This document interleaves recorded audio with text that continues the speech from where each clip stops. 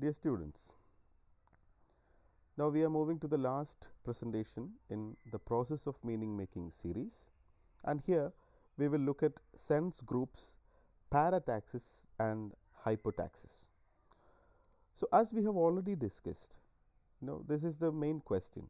In a literary text, within brackets, meaning resides in an individual word? No, it doesn't. So, the meaning of a work of art or meaning in literature or meaning in a prose passage or in a literary piece, it doesn't reside in a single word.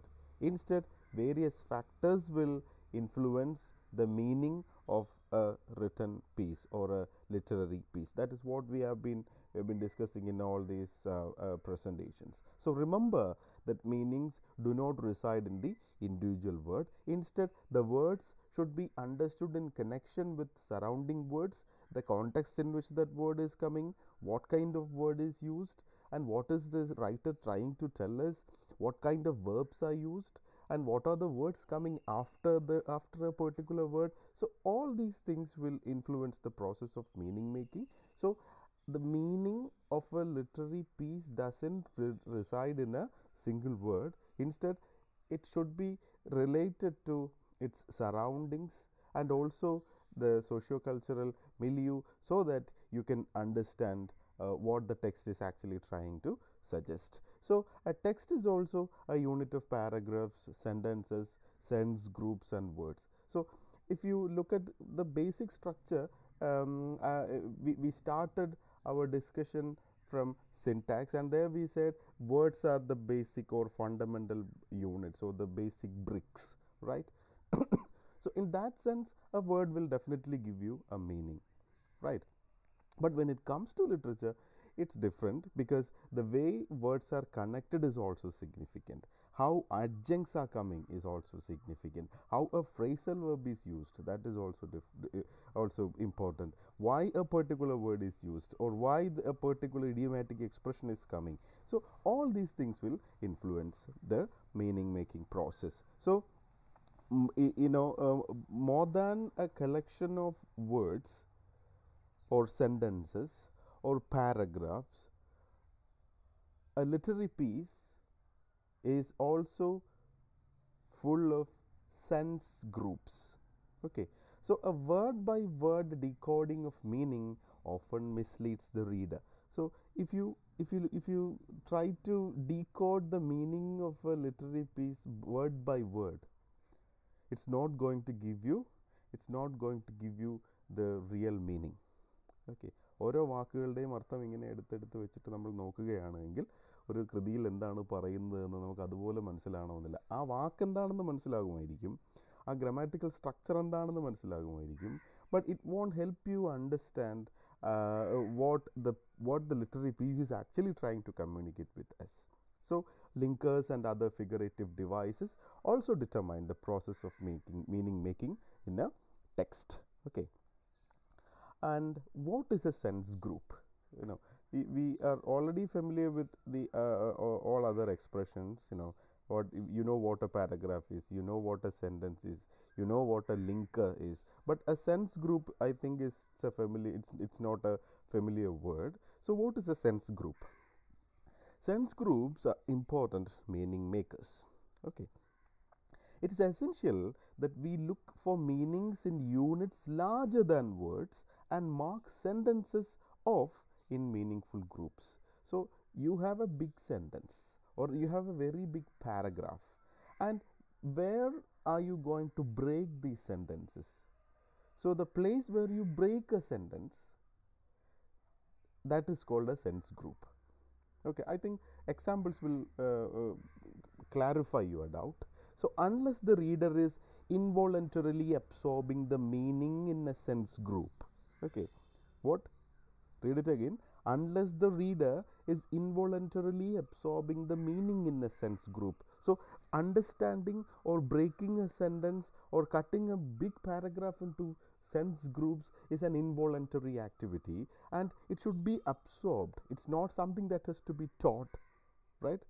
If the reader is not going to divide the entire paragraph into a group of sense groups involuntarily by naturally absorbing the way you should cut a paragraph, he or she cannot make sense of the line of thought that can possibly emerge from a text.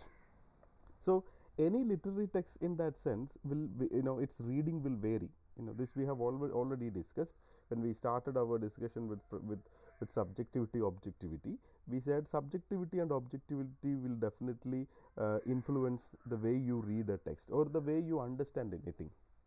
Okay, so a literary text has many possible meanings, right? And if you as a reader, or if a reader wants to get a possible meaning from a literary text, the basic thing he or she should do is break the paragraphs into sense groups, and it should be involuntarily done. So unless the reader is involuntarily, അയാൾ എന്താണ് ചെയ്യുകയാണ് എന്നുള്ള അനൈച്ഛികമായി എന്നാണ് നമ്മളതിനെ പറയുക. അനൈച്ഛികമായി അയാൾ വായിക്കുന്നയാൾ ഒരു പാരഗ്രാഫിലെ സെൻറ്റൻസുകളെ കൃത്യമായ ഇടവേളകളിൽ മുറിച്ച് മനസ്സിലാക്കുന്നതിനെയാണ്, അല്ലെങ്കിൽ ആ മുറിച്ച് ചെറിയ ചെറിയ കഷ്ണങ്ങളാക്കുന്നതിനെയാണ് നമ്മൾ എന്തെന്ന് പറയുക, സെൻസ് ഗ്രൂപ്പ് എന്ന് പറയുക. So it should be done involuntarily. Okay, and we can teach this.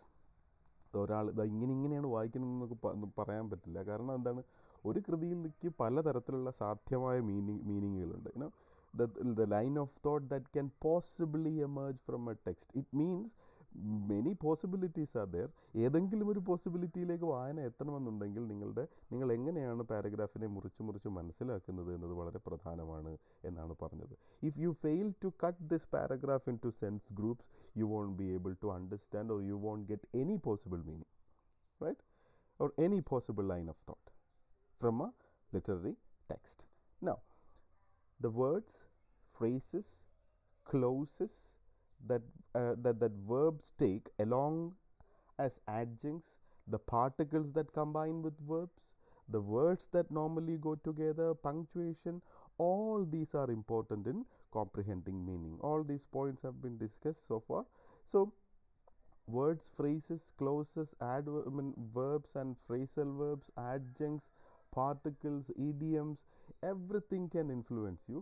But even though all these structural elements are there, the way you cut and the way you break it and digest, that will determine the meaning. നമ്മൾ ഭക്ഷണം കഴിക്കുമ്പോൾ പോലും നമ്മളുടെ ദഹന പ്രക്രിയയെക്കുറിച്ച് പറയുമ്പോഴേക്കും നമ്മളതിനെ ചെറിയ ചവച്ചരച്ച് കഴിക്കുന്നു എന്ന് പറയുമ്പോൾ ചവച്ചരച്ച് നമ്മളതിനെ വീണ്ടും ചെറിയ ഭാഗങ്ങളാക്കുന്നു എന്നുള്ളതാണ്. Okay, that is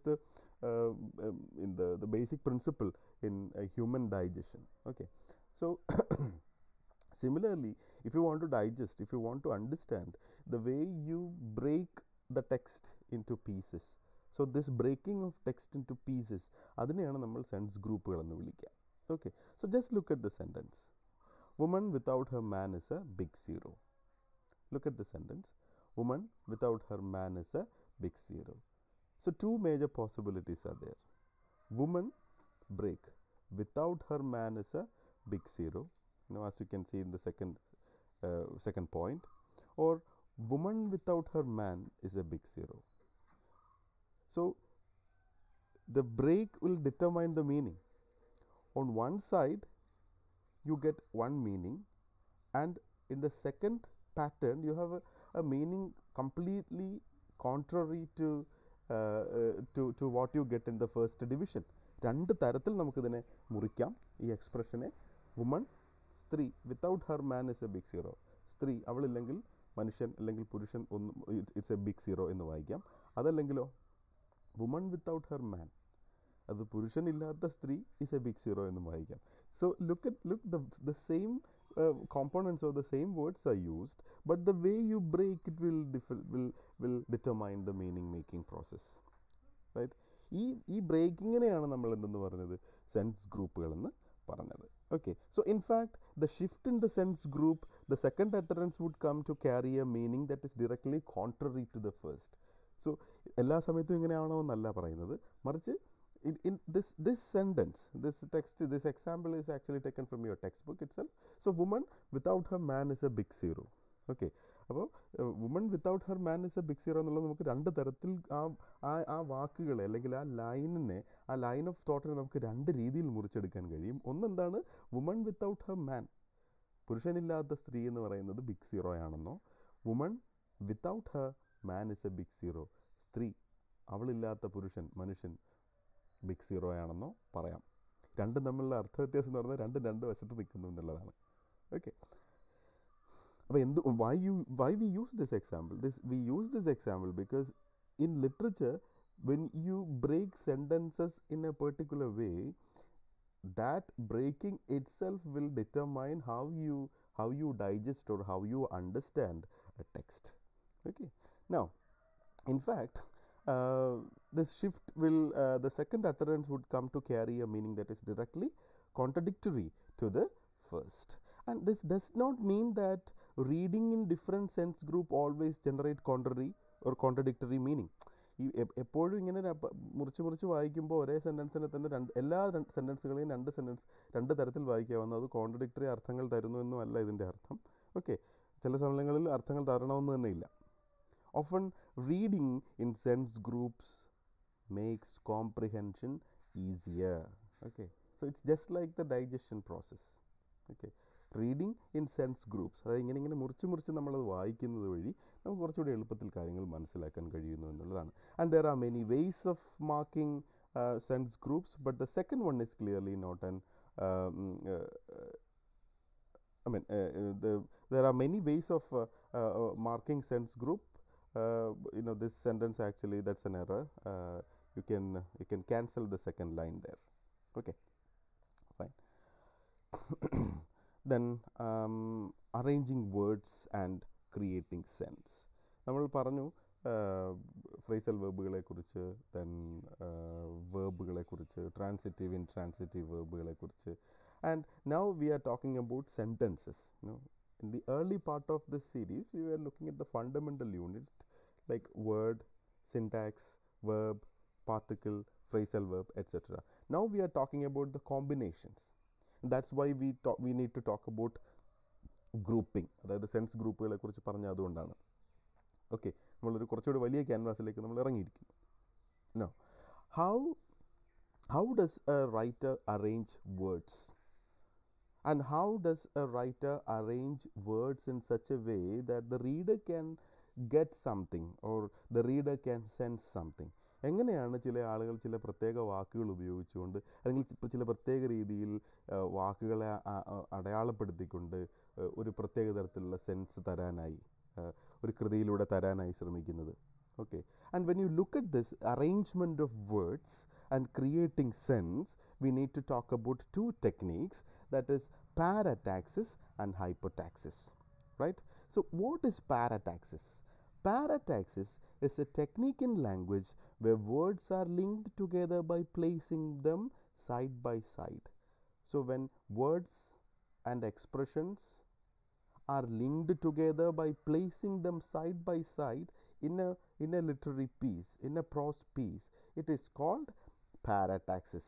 And this word actually comes from Greek, and in Greek it means arrange side by side. Okay, and when we list our objects or ideas to make parallel constructions, we are using parataxis. Don't think these are very big things. Okay, parallel constructions എന്ന് പറഞ്ഞാൽ നിങ്ങൾ എന്തിനെങ്കിലും കുറിച്ച് പറയൂ. ഇപ്പോൾ നിങ്ങൾ പശുവിനെ കുറിച്ച് പറയൂ.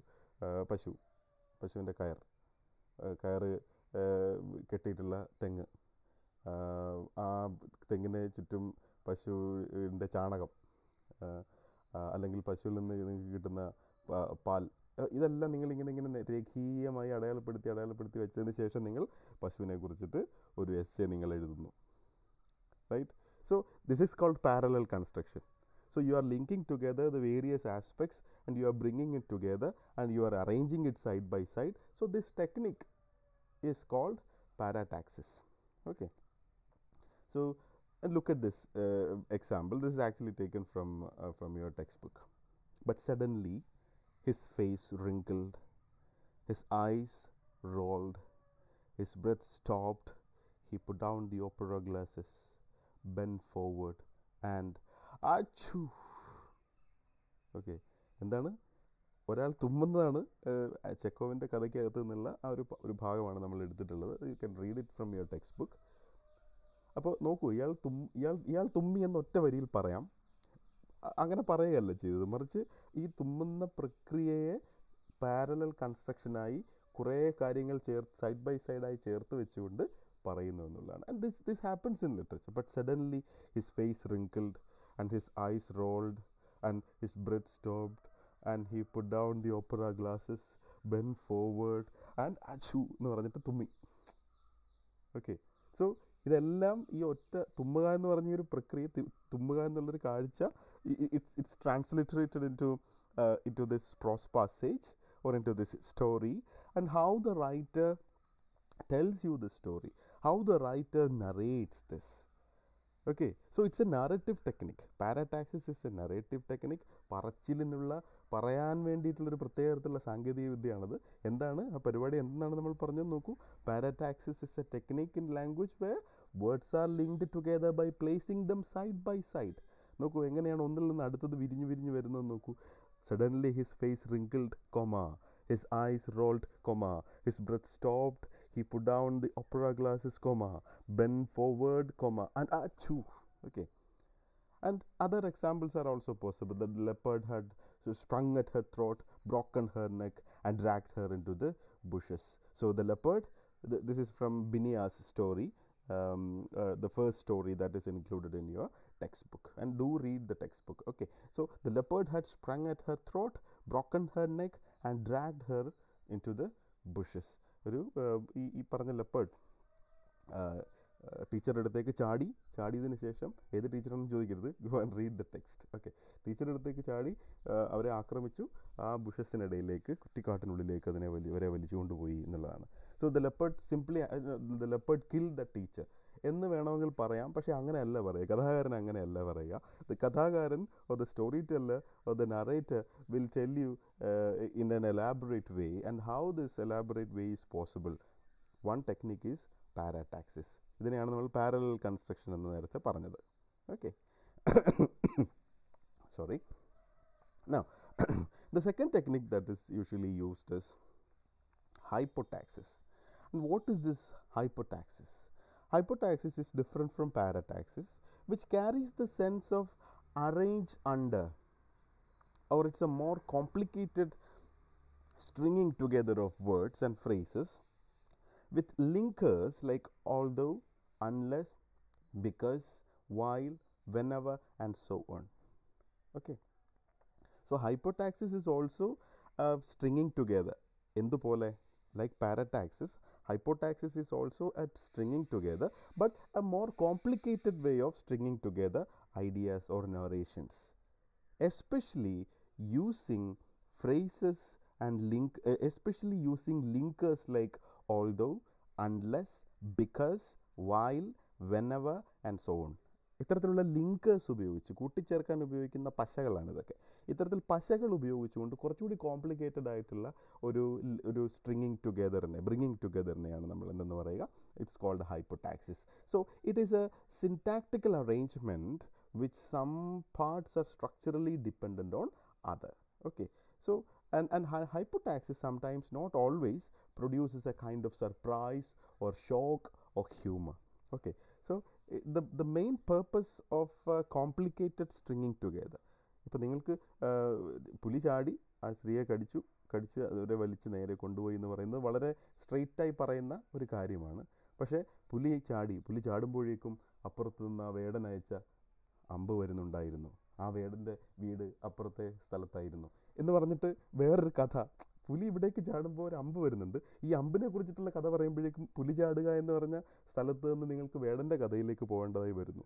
So how such narratives are brought together in a story, in a narrative, and the technique used there is hypotaxis. Okay, especially hypotaxis is different from a parataxis approach because it is a more complicated form where you are stringing together various ideas using linkers like although, unless, because, while, whenever, etc. Okay, then And although you are my sister, you are a monkey.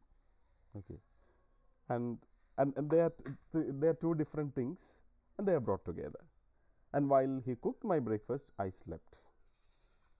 Although the moon shone brightly on the tin-roofed town, the leopard knew where the shadow were the deepest and merged beautifully with them.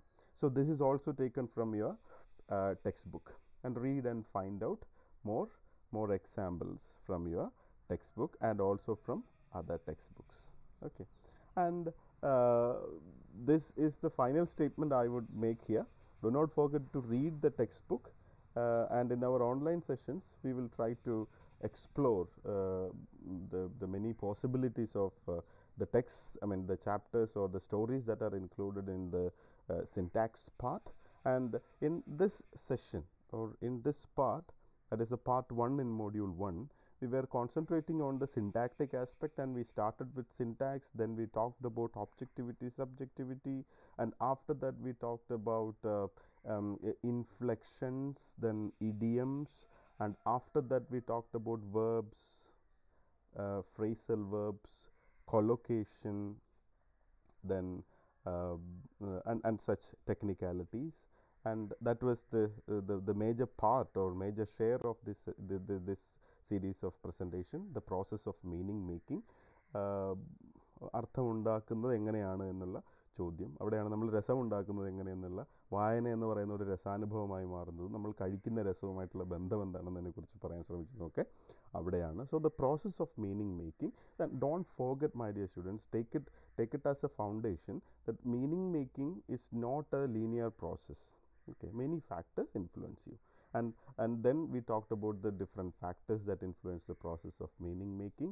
And from the basic units like words and phrasal verbs, towards the end of the session we came to more complicated patterns like sentences and sense groups, and how these sense group or how a sentence in a story has to be divided, and why is this division significant, and parataxis, hypertaxis, and how these various factors influence meaning making. It should be kept in your mind, not just in this semester or not just for your in the exam perspective, but in future, when you read, don't feel or don't think that reading is a simple activity, or meaning making is a simple activity.